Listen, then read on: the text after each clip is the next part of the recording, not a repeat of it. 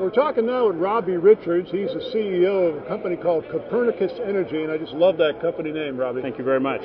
Tell us about what you're doing. Copernicus is a systems integration company based here in the Phoenix area, Tempe. We've been around for about 4 years.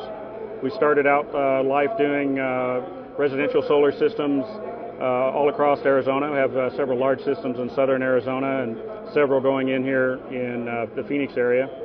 Over time, I've kind of migrated more towards the commercial industrial segment and small utility scale projects, mainly because the profitability is better, less competition really.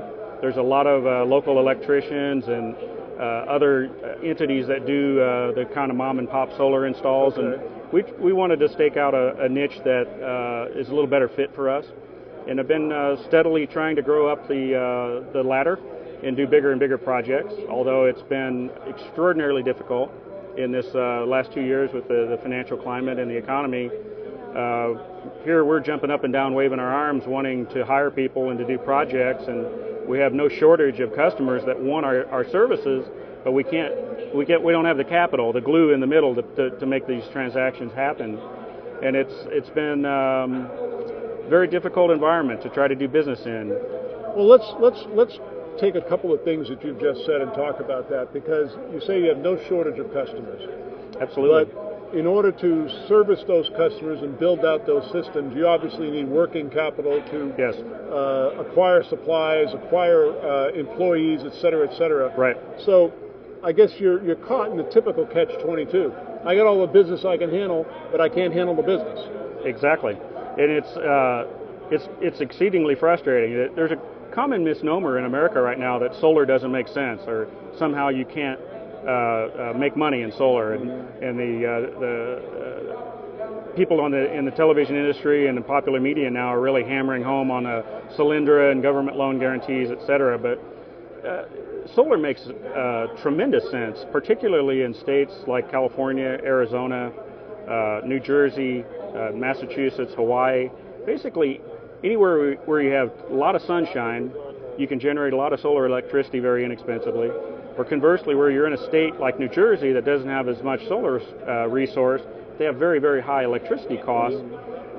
We're at what you would refer to as grid parity now. Right. In places like Hawaii or Puerto Rico, we're cheaper. We're far cheaper than the petroleum-based generation that those states are using now.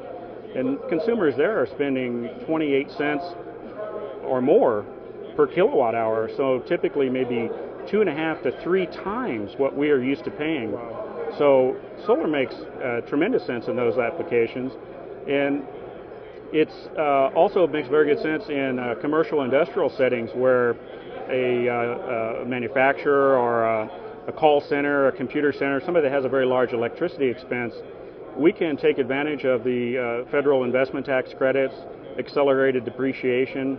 Oftentimes there are state income tax credits, and in many instances my commercial industrial companies, their total out-of-pocket expense is made back in 1 year perhaps by maximizing and layering all of the various incentives that are available out there. And now that customer is locked in a 20 or 30% electricity savings for the next 20, 25 years.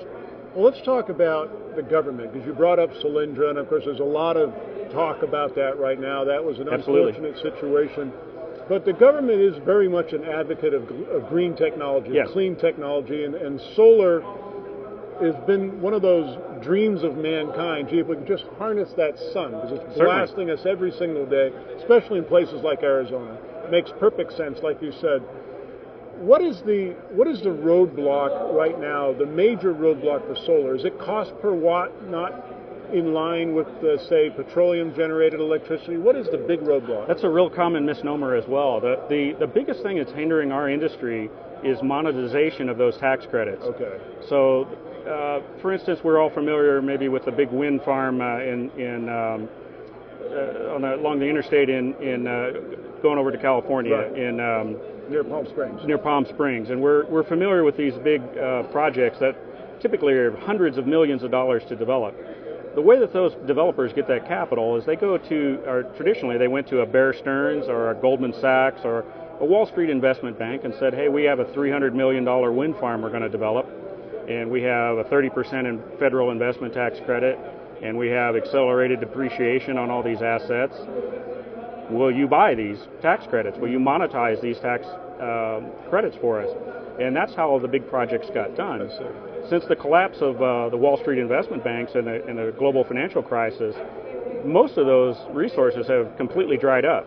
So for every guy like me that's running around saying, hey, I've got a solar project, I've got a huge tax credit that my company can't take advantage of, we're just not earning that amount of earnings, there's 100 of me for every one bank or investor that has appetite for tax credits right now. What is the main message that you're bringing to the attendees here at Financial Fest? We have really exhausted most of other resources.